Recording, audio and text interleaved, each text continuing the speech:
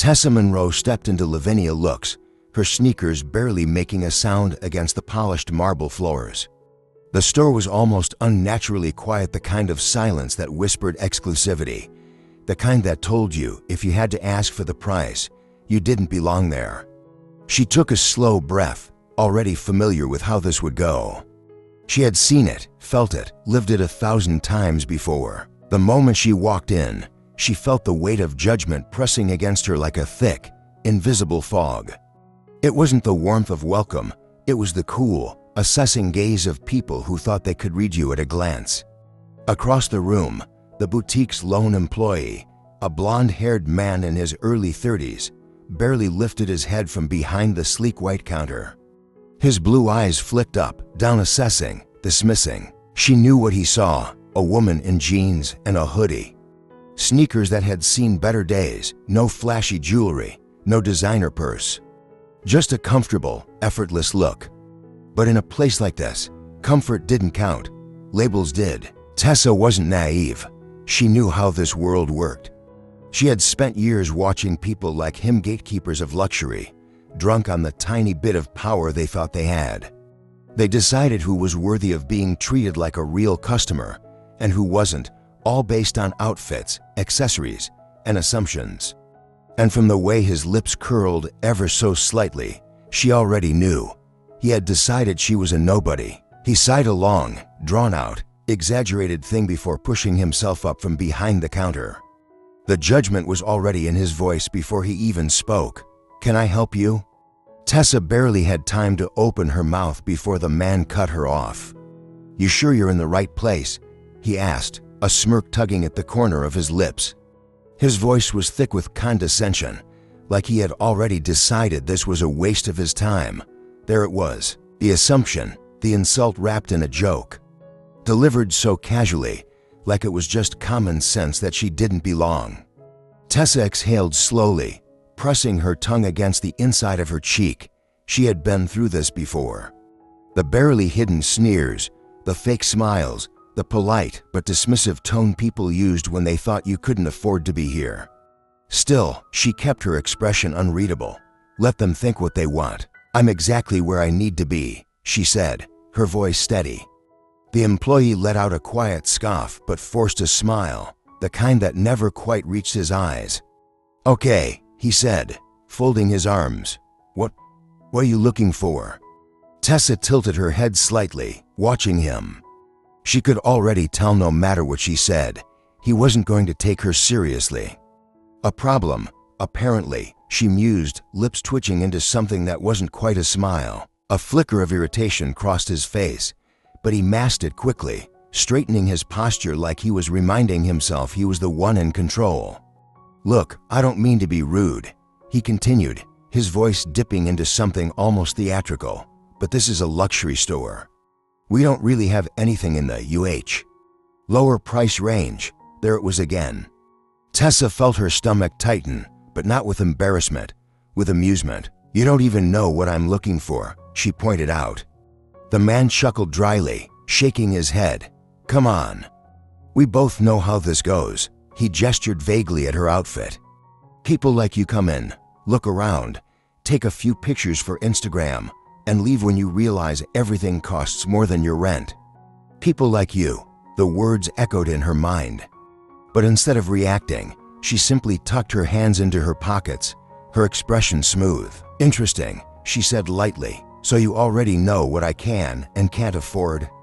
The employee shrugged. "It's kind of obvious, isn't it?" Tessa's lips curled. He had no idea. Tessa almost laughed. The confidence. The sheer, unshakable certainty in his voice. Like he truly believed he had figured her out in the span of 30 seconds.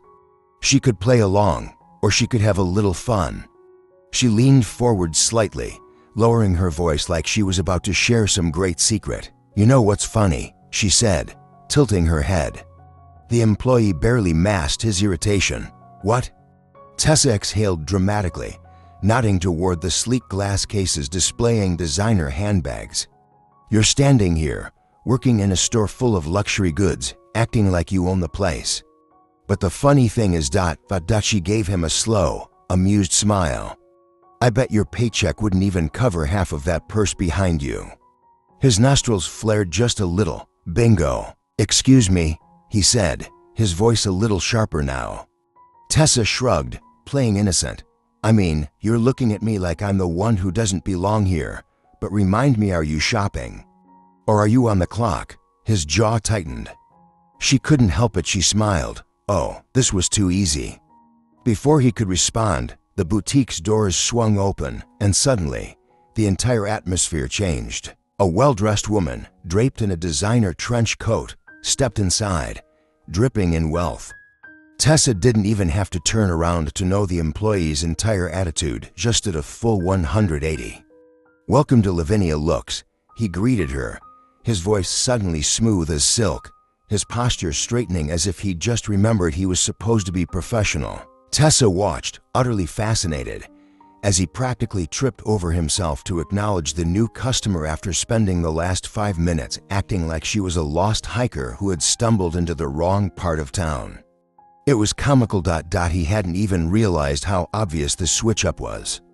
Tessa took a slow breath, keeping her expression neutral. Fine, if that's how he wanted to play it. She'd let him. For now, Tessa wasn't mad. She wasn't even surprised. She had seen this routine before: the instant transformation, the eagerness to serve when someone looked the part. Honestly, she almost wanted to applaud. The performance was impressive. But she wasn't here to cause a scene, not yet. Instead, she took her time, wandering through the store like she had all the hours in the world. She ran her fingers lightly over the silk dresses, examined the price tags without flinching, and tapped a fingernail against the glass case holding the overpriced handbags.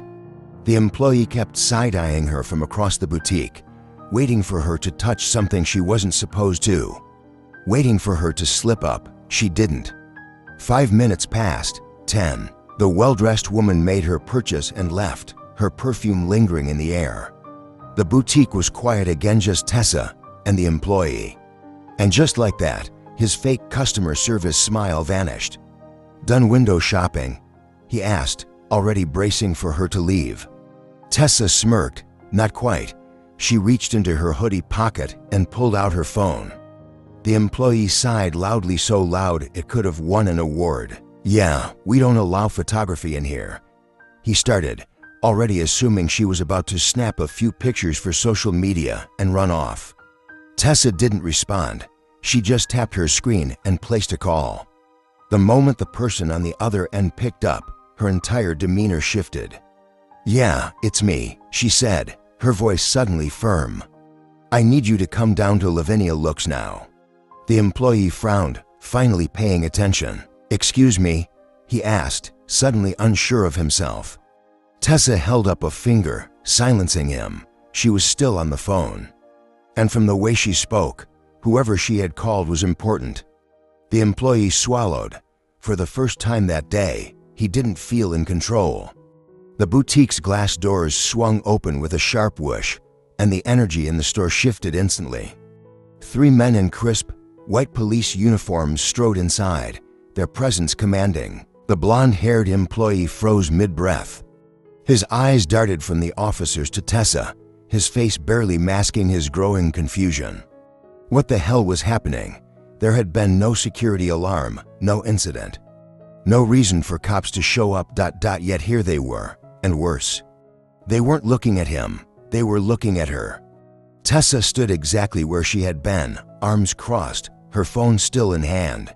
She wasn't panicking. She wasn't backing away. She looked like she had been expecting them. One of the officers, a broad-shouldered man with a calm but unreadable expression, stopped just a few feet away and gave her a slight nod. "Miss Monroe," the employee blinked. "Wait, what, Miss Monroe?" Tessa finally turned to face the officer, her lips pulling into a slow, knowing smirk. Right on time. The employee felt something tighten in his chest, a creeping sensation of unease slithering into his stomach. He was missing something, something big. The second officer, a woman with a sharp, no-nonsense gaze, glanced at the employee for a brief moment before snapping her attention back to Tessa. "Everything all right, ma'am?" she asked, her tone formal, respectful, ma'am, not miss, not hey, you. Not the dismissive tone he had used on her earlier. But ma'am, like she mattered. The employee felt his mouth go dry. What's going on? He stammered, his voice suddenly a few octaves too high. Tessa ignored him. She took a step forward. The officers shifted slightly, not to block her, but to accommodate her movement. Like she belonged there, like she outranked them. The employee let out a weak, nervous chuckle, though nothing about this was funny. Wait, are you in trouble or something? Tessa finally looked at him. And that was when he felt it, the shift. The silent, undeniable shift in power. Moments ago, he had been the one with control. The smug smile, the dismissive attitude, the casual way he had made her feel small. But now he was the one who felt small. The silence in the boutique was thick enough to cut with a knife. The blonde-haired employee stood frozen, his brain struggling to keep up. 1 second, he had been in control, the one who decided who mattered, who belonged. Now he was grasping for answers, drowning in the sudden realization that something was very, very wrong. The first officer, the one Tessa had called, took a measured step closer. Miss Monroe, do you need us to handle anything?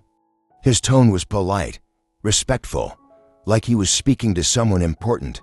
The employee's stomach dropped. Tessa exhaled, shaking her head slightly, like this was all mildly inconvenient, but not surprising.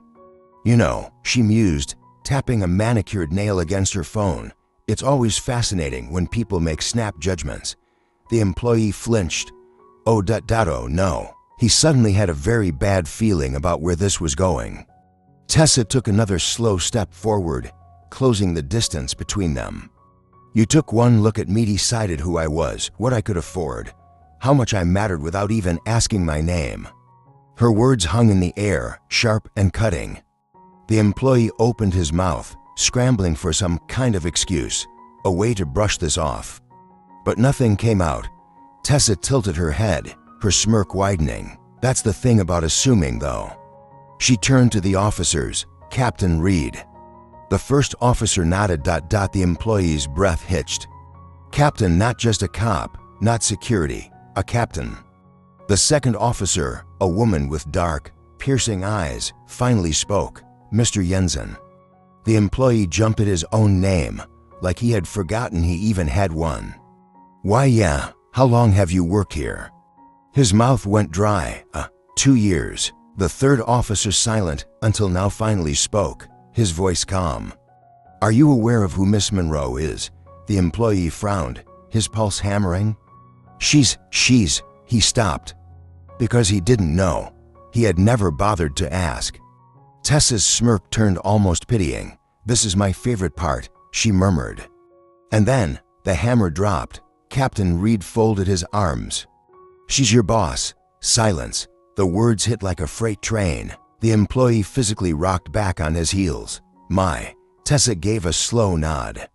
That's right, she said. I own this store. This entire franchise, actually. The air vanished from the room. The employee's mind shattered into a million pieces. His mouth opened, no sound came out. Tessa clicked her tongue. Should have done your research, huh? He was screwed. The boutique felt too small all of a sudden. The walls, the sleek glass displays, the polished marble floors, they were all still there. But to the employee, everything felt like it was closing in. You, what? He croaked, his voice barely above a whisper. Tessa sighed dramatically, as if she was truly disappointed in him. I built this company from the ground up, she said, casually, like she was explaining the weather.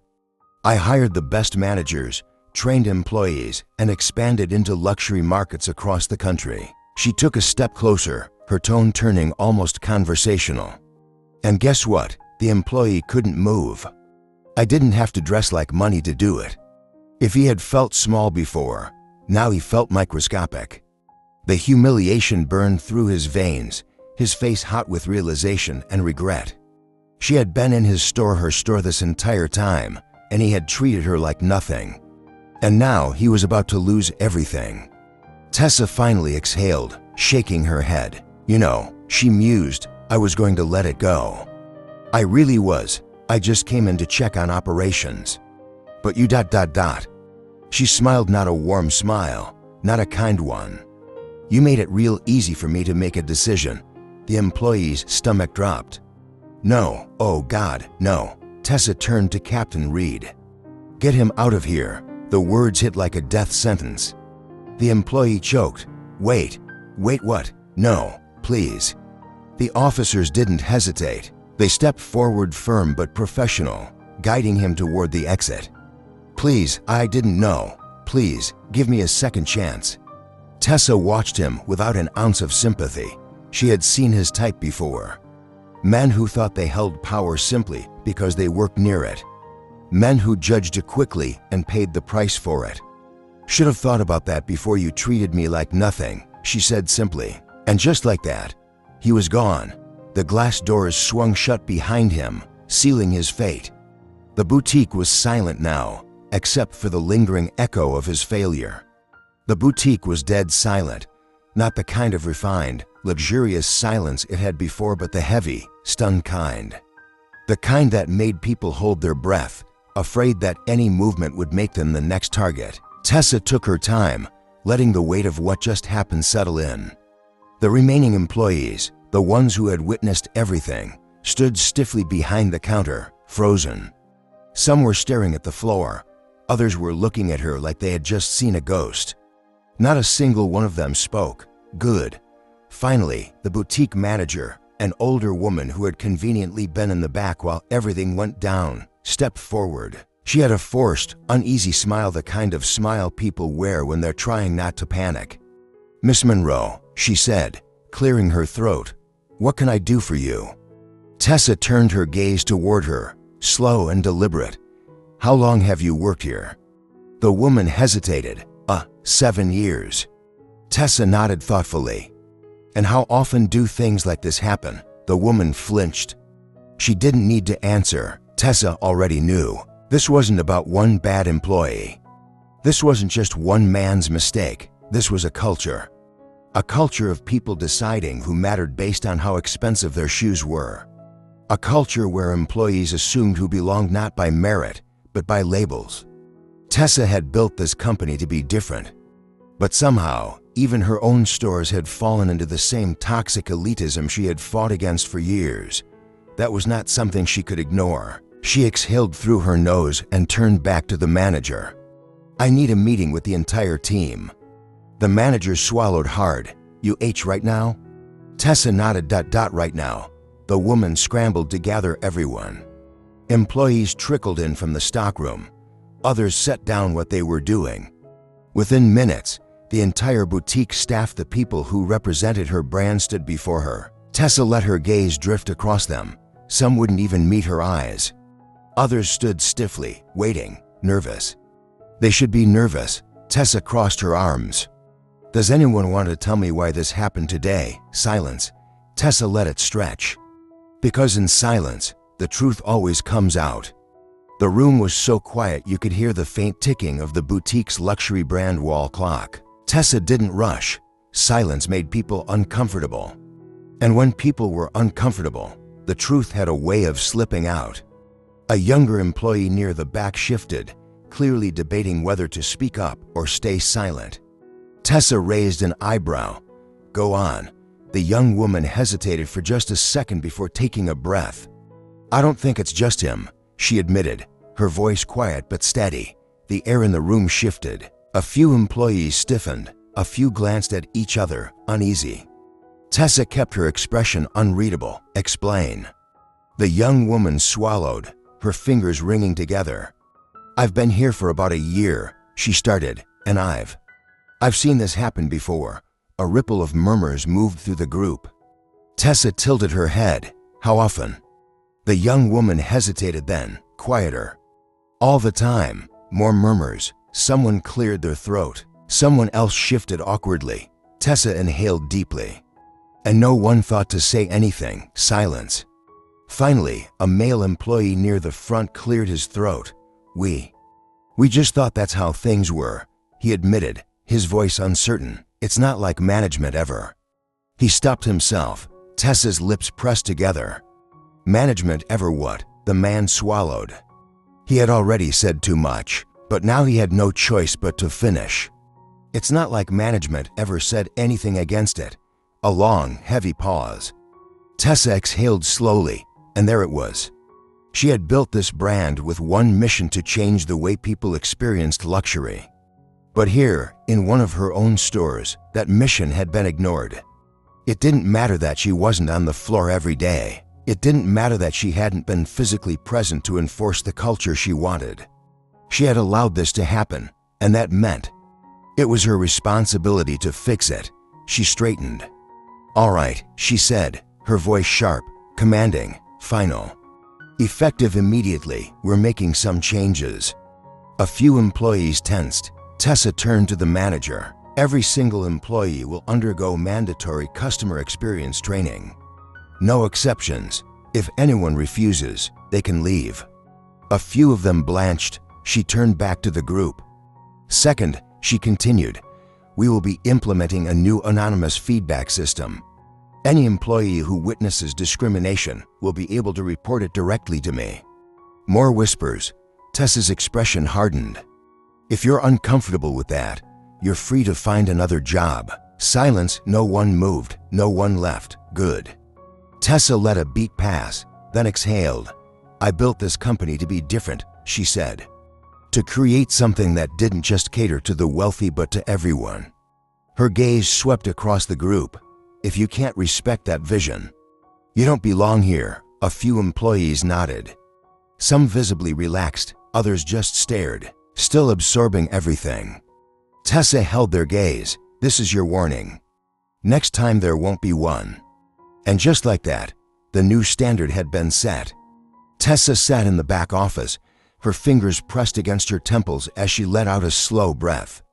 The boutique outside was still buzzing, employees whispering, processing everything that had just happened. Some were probably texting about it already. She didn't care. She hadn't fired just one employee today. She had set a new expectation. But the weight of it all still pressed against her shoulders. She hadn't wanted to micromanage every single store. That was never the plan. She had built Lavinia Luxe to be different, a place where luxury wasn't just about wealth but about experience. A place where anyone who walked in felt like they belonged. Yet somehow, even her own company had fallen into the same toxic elitism she had fought against. And that was on her. There was a soft knock at the door. She sighed, already knowing who it was. "Come in." The boutique manager stepped inside, hesitant, like a student walking into the principal's office.